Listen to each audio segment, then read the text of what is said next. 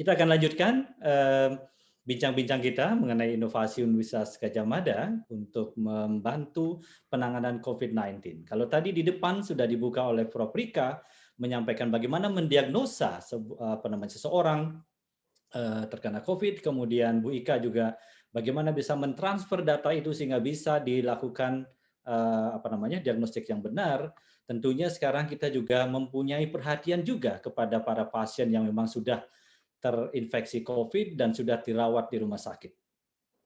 Bagaimana inovasi tentang ventilator buatan UGM yang salah satu inventornya adalah Dr. Adika dari Fakultas Teknik, Departemen Teknik Mesin dan Industri. Kalau di dua di depan tadi adalah dari klaster medical, kemudian sekarang kita ada di klaster saintek, yaitu dari Fakultas Teknik.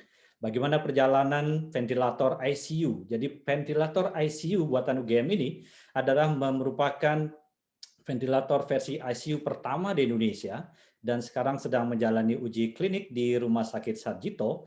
Apa kelebihannya? Apa yang harus kita perlu dukung untuk bisa mempercepat bisa diaplikasikannya ventilator ini sehingga nanti bisa membantu para pasien yang sekarang sedang dirawat.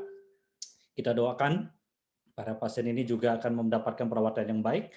Tentunya kita akan menunggu kapan selesai uji klinis dari ventilator ICU buatan UGM yang luar biasa dan bisa menyesuaikan aliran oksigen dengan ritme nafas dari seorang pasien. Inilah yang menjadi kelebihan yang utama dari ventilator UGM.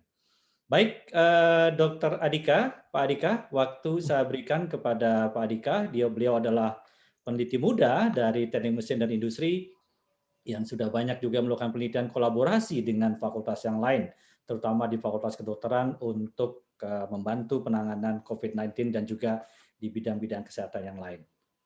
Pak Adika, apakah sudah? Ampun.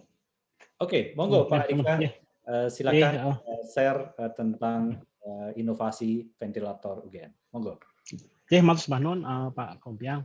Assalamualaikum warahmatullahi wabarakatuh. Sugeng sonten yang terhormat Menteri Koordinator Perekonomian Bapak Erlangga Hartarto, yang terhormat Rektor Universitas Gadjah Mada Profesor Panot Nuryono, yang kami hormati Ketua Umum PPK Agama Bapak Ganjar Pranowo, dan yang kami hormati Bapak Wakil Rektor Kerjasama dan Alumni Profesor Paripurna. Bapak Ibu hadirin sekalian, mohon izin kami sedikit bercerita tentang perjalanan ventilator selama ini. Jadi tidak terasa ini sudah hampir 1 tahun, ya. Jadi dulu itu ketika itu, mohon saya share slide sebentar. Jadi dulu itu ceritanya di bulan Maret, ya, kalau kita itu masih ingat, kami masih ingat pas baca berita itu bahwa Italia ketika itu kekurangan alat kesehatan, ventilator ketika itu kan di Italia ketika itu nggak salah banyak sekali yang terkena gitu ya. Terus Indonesia bagaimana gitu ya. Nah ternyata di search itu dari 2014 statementnya adalah bahwa 90% alat kesehatan Indonesia itu impor. Gitu. Terus 2020 juga ternyata masih 90% lebih ya itu impor. Gitu. Terus waduh, nek gini gimana gitu. Terus ketika itu inisiatifnya bersama Industri Jogja ya. Jadi ketika itu PT YMTI, PT Stekhok, beberapa teman di sini, terus Kementerian Perindustrian juga itu kita gimana kok kita membuat ventilator karena sesuatu yang kadang-kadang ya, mungkin dari iterasi sebentar dari Bu Ika itu bahwa sesuatu yang kadang-kadang kita take for granted ya. Jadi sesuatu yang dulunya tersedia, gitu. Tapi ketika seluruh dunia terkena COVID seperti ini, itu banyak hal yang supply-nya tadinya lancar, itu jadi tidak lancar lagi, gitu ya. Sehingga kalau bisa mandiri, itu jadi akan sangat terbantu. Dan mungkin bisa dilihat di sini ya, di slide paling atas ini banyak sekali logo, gitu ya. Jadi ini memang effort yang sangat besar, ya, banyak pihak yang terlibat. Mungkin meng-highlight pangandikanipun Bapak Menko Perekonomian ya, bahwa ini gotong royong bangsa, gotong royong seluruh bangsa untuk menghadapi masalah COVID ini. Ya. Jadi dari government, ini ada government, dari rumah sakit, dari fasilitas kesehatan, Sarjito, UGM, industri, Jadi semuanya terlibat di sini, ya. Dan ada 2 buah ventilator yang sudah dibuat kemarin itu. Satu adalah yang ventilator ICU, ini yang di ya. Jadi ini ventilator ICU yang fully functional, modenya banyak, gitu ya. Itu kami sebut ya V01 ya, ICU ventilator. Terus kemudian yang kedua itu adalah back valve mask, gitu ya. Jadi ini yang basisnya itu pakai ambu bag, istilahnya back valve mask itu yang bentuknya pencetan itu ya, itu ya tapi bisa di timing dan bisa deteksi nafas ya. Jadi walaupun dia simple, itu tetap ada feature patient trigger atau bahwa dia itu bisa detek nafas pasien sebelum memberikan nafas. Jadi tidak akan tabrakan dengan nafas pasien. Jadi 2 ini, gitu ya. Nah, yang menarik ini dari perjalanan ini ternyata kita temukan bahwa negara kita itu bisa membuat macam-macam, gitu ya. Jadi dari tadi Pak Ganjar itu ngendika bahwa ya sih kita nggak bisa buat sendiri, gitu ya, banyak barang. Terus ini bisa menjadi titik balik bahwa ternyata bangsa kita bisa buat macam-macam. Bangsa kita bisa jadi bangsa maju, gitu ya. Banyak hal yang ternyata kita bisa produksi, gitu ya. Ternyata iya, ternyata ambu bag itu yang bag tadi itu ternyata bisa diproduksikan di Jakarta, bisa diproduksi. Terus breathing circuit yang untuk saluran nafas itu ternyata bisa kita produksi. Jadi ternyata kita itu banyak hal yang tadinya mungkin kurang tergali itu jadi muncul, gitu. Jadi it's very exciting gitu bahwa ternyata kita itu jadi di balik musibah COVID ini ternyata kapabilitas kita sebagai sebuah bangsa itu ternyata muncul, gitu ya.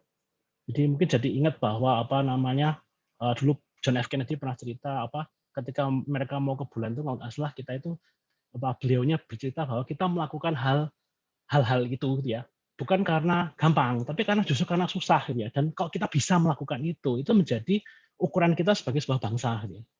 Jadi itu sangat exciting di situ bahwa ternyata kita bisa. Nah,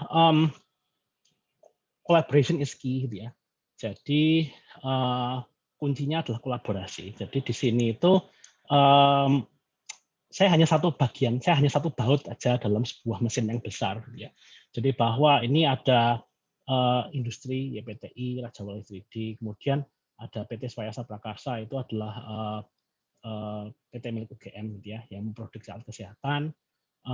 UGM ya Fakultas Teknik, Sekolah Vokasi, FKKMK, Rumah Sakit Umum Sarjito, ADMI juga terlibat di sini dalam manufakturnya. Jadi ini main developernya itu cukup banyak, gitu ya.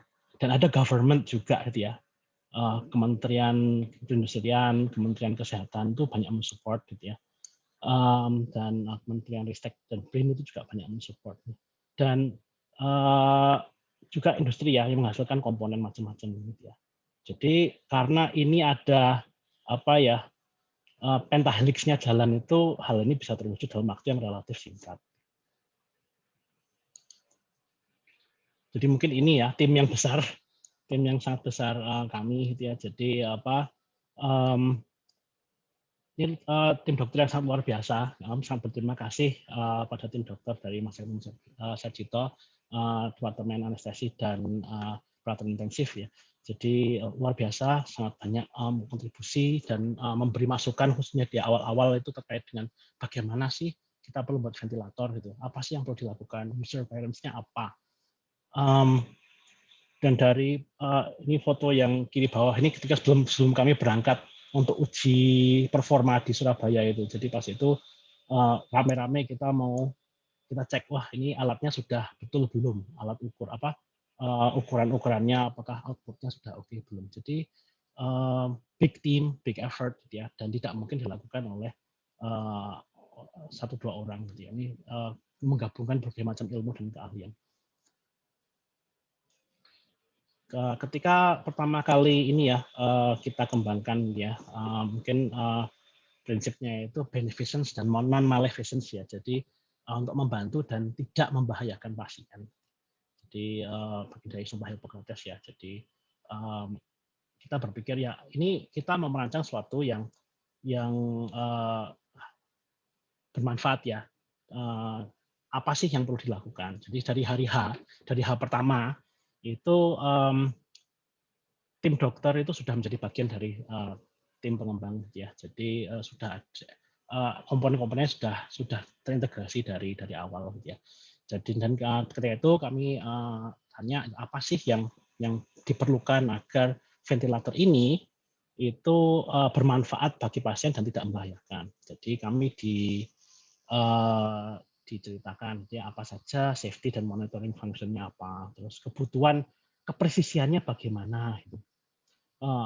Bagaimana cara user friendly bisa dipakai dan tidak membingungkan gitu ya tombol-tombolnya. Terus salah satu hal yang paling penting adalah fungsionalitas ya usabilitas ya. Jadi ketika itu sangat di-highlight bahwa ini harus bisa mendeteksi nafas pasien. Jangan sampai ventilator itu ketika memberikan nafas itu tabrakan dengan nafas pasien. Jadi harus bisa detect trigger gitu ya istilahnya. Kemudian ketika itu April itu kami berusaha mencari cara bagaimana ini kita bisa mendeteksi nafas. Ya. Terus tentu saja banyak standar yang kami pakai gitu ya ketika itu. Jadi ISO 8061 ini tentang safety and essential performance dari critical care ventilators gitu ya. Kemudian ada keamanan listrik gitu ya karena bocor-bocor arus itu bahaya, jadi perlu ada keamanan listrik juga. Nah, ini interface-nya kira-kira seperti ini. Nanti dengan jadi tim teknis dan tim medis kita sama-sama saling back and forth gitu ya, untuk bagaimana interface-nya bisa mudah, apa saja fitur-fitur, dan itu apakah semuanya bisa memenuhi kebutuhan gitu ya, atau tidak, ya, apa yang perlu ditambahkan. Terus ini mungkin beberapa foto-foto. Jadi pertama kali kita buat tuh proof of concept gitu ya. Jadi ketika itu diuji ini pakai wiper mobil gitu ya, dia bisa deteksi nafas pasien enggak, dia mengukur tekanannya berapa, yang kemudian akhirnya berkembang gitu ya, sehingga ini pakai back valve, kemudian nanti dikembangkan yang akhirnya menjadi R03 itu. Terus yang ICU ventilator itu ini orek-orekannya, jadi orek-orekan tekanan nafas itu, jadi papan tulisnya sangat ini ya, sangat bermanfaat. Jadi ketika itu kita banyak orek-orek tentang pemberian nafasnya gimana, terus nanti deteksi nafasnya gimana. Terus tanggal 21 April itu alhamdulillah itu sudah didapatkan yang prototipe pertama, bentuknya masih seperti Macintosh versi tahun 80-an itu ya. Jadi masih seperti ini gitu ya. Kemudian kami kembangkan lagi. Jadi pertama kali di launching sudah bisa deteksi nafas. Jadi itu dari April. Kemudian kami tambahkan beberapa feature untuk safety gitu ya. Jadi alarmnya itu harus terdengar gitu ya. Ada alarm suara dan kelihatan secara visual itu kelihatan. Terus bahwa, nah ini yang benar-benar banyak hal yang harus dirancang sendiri ketika itu. Jadi ada maximum limit pressure gitu ya. Jadi manusia itu ternyata sangat ringkih gitu ya. Jadi kita itu tidak tahan tekanan sangat tinggi gitu ya di paru-paru. Nah, maka perlu ada safety device ya, safety valve istilahnya. Jadi kalau di atas tekanan sekian dia langsung buka otomatis. Dan itu rendah itu kita 3.000-an Pascal gitu ya. Jadi tidak boleh terlalu tinggi ya, 3.000. Bisa di-set nanti. Ini akhirnya kita bisa di-set 3.000 sampai 6.000 gitu ya Pascal. Jadi itu sesuatu yang karena tidak ada di pasaran itu harus dirancang sendiri. Terus kami tes berkali-kali. QC-nya ya bagaimana agar ini pasti buka tekanan sekian, dan kalau misalnya dikasih tekanan besar itu akan turun ke level yang aman bagi manusia.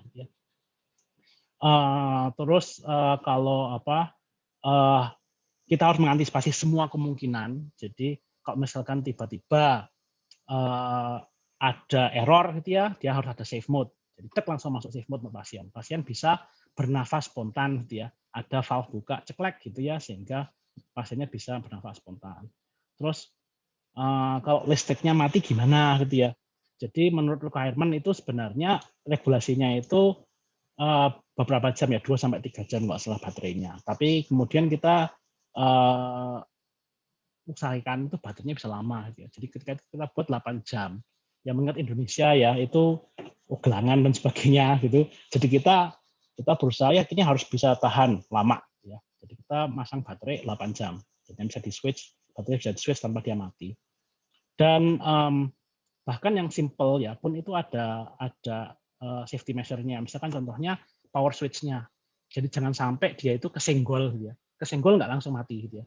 Jadi ada penutupnya satu, itu perlindungan fisik ya. Terus kemudian perlindungan software-nya adalah bahwa kalau dia sedang jalan, kalau alatnya sedang memberi nafas pasien, maka di-off-kan itu nggak bisa. Jadi dia hanya bisa di-off-kan dalam kondisi dia itu standby, itu baru dilihat dimatikan. Jadi banyak sekali, listnya cukup banyak, ini hanya sebagian. Jadi listnya cukup banyak tentang safety requirements untuk ventilator ini. Ini kurang lebih penampakannya gitu ya. Jadi penampakan depan kira-kira seperti ini ya, ada knob-nya gitu ya. Untuk nyetel, ini touchscreen, bisa dipencet ya, bisa disetel ininya. Kemudian kita bisa lihat besarnya tekanan, kalau kita pencet di lokasinya itu bisa kelihatan dia tekanannya berapa, maksimum berapa.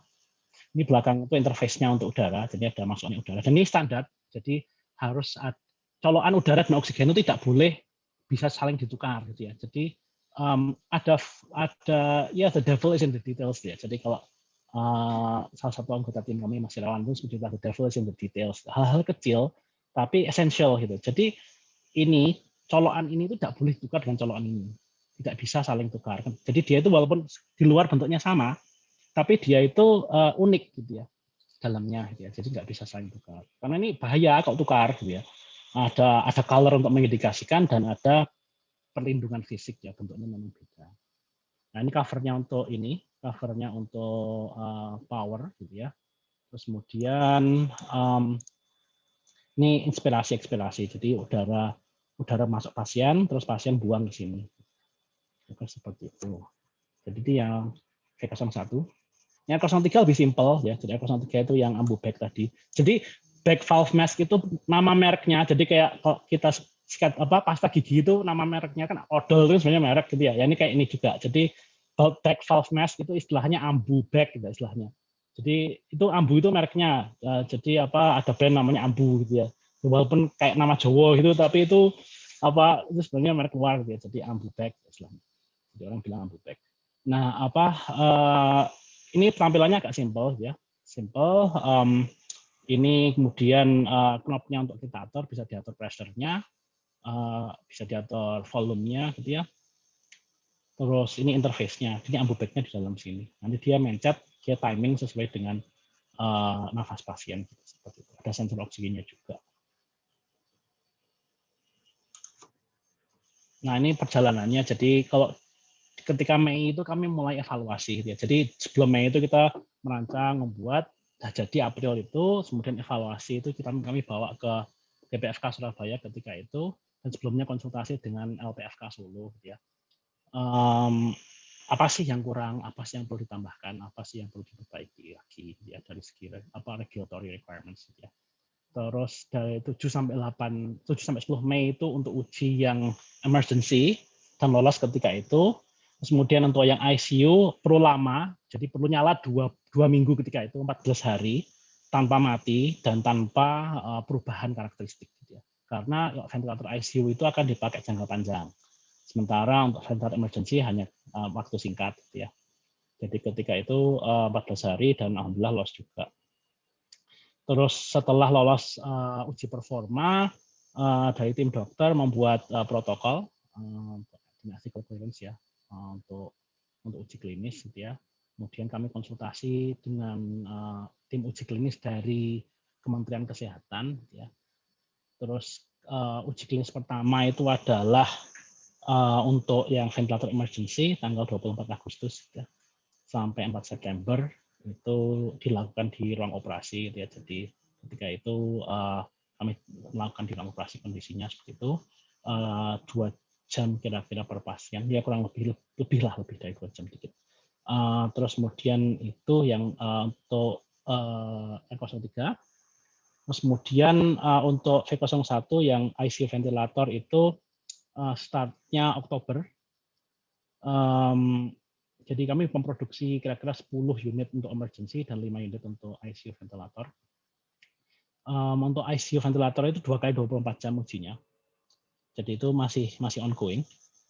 Terus karena ICU yang R03 ventilator sudah selesai, yang ini kemudian sedang direview oleh tim uji klinis Kementerian Kesehatan ya. Jadi dari tanggal 24 Desember gitu ya. Jadi ini masih menunggu hasilnya ini ya. Jadi itu perjalanan sampai sekarang. Ini kira-kira beberapa foto ya. Tim dokter dan tim perawat yang luar biasa gitu ya. Jadi ini uji klinis di ruang operasi. Jadi ini ventilatornya gitu ya. Ini memberikan nafas pada pasien yang operasi. Gitu ya. Kemudian ini ada video. Sebentar coba saya setel. Dengan suara enggak ya?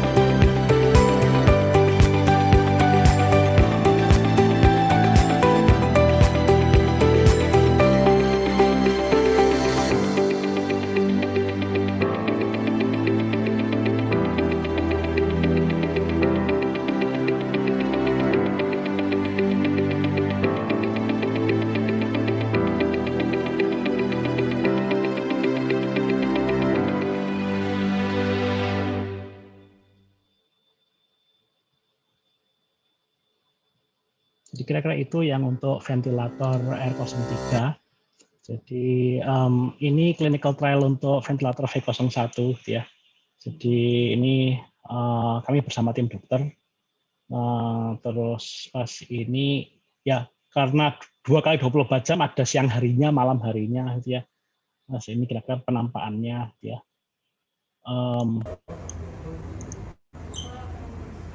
Jadi ketika ini dari tim kami selalu standby di sana, jadi kita shift-shiftan ya di shift. Jaga siang siapa, jaga malam siapa. Jadi kita selalu ada tim teknis yang standby di situ. Ini mungkin ya video yang lebih ini ya.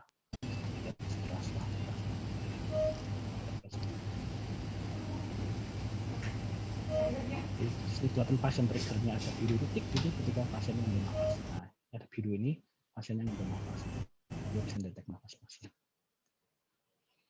Jadi statusnya di akhir 2020 itu ini ya. Jadi yang R03 itu sudah selesai uji klinis gitu ya. Sekarang direview oleh tim uji klinis pusat gitu ya. Terus kemudian V01 yang ICU itu sedang clinical trial ya. Jadi untuk R03 saatnya ada 10 unit, kemudian yang V01 yang ICU ada 5 unit ini. Nah, seperti itu. Jadi mungkin kira-kira seperti itu dari kami. Matur sembah nuwun saestu. Terima kasih yang pangapunten moga-moga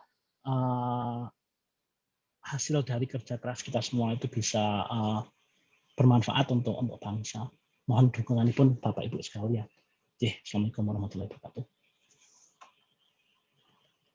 Salam, terima kasih. Terima kasih Dr. Adhika, terima kasih atas penjelasannya sangat gamblang pada sahabat UGM. Jadi kita bisa melihat bagaimana sejak awal ide ini ditemukan, kemudian dilakukan uji-uji yang memang harus diikuti semuanya, mengikuti peraturan seperti apa yang sudah dipersyaratkan oleh Kementerian Kesehatan. Kami dari Teknopark mengawal secara langsung juga dan mengikuti day by day hari demi hari perkembangan ventilator ini, baik yang R03 maupun V01. Harapannya mudah-mudahan bisa segera kita mendapatkan izin edar dari Kementerian Kesehatan sehingga ini bisa dimanfaatkan. Jadi masyarakat tentunya kita tidak berharap banyak masyarakat yang akan menderita karena COVID-19, namun setidaknya ventilator ini hadir untuk memberikan terobosan baru, solusi bahwa tidak semuanya alat-alat kesehatan itu kita harus impor dan kita bisa membuatnya sendiri. Baik, dari 3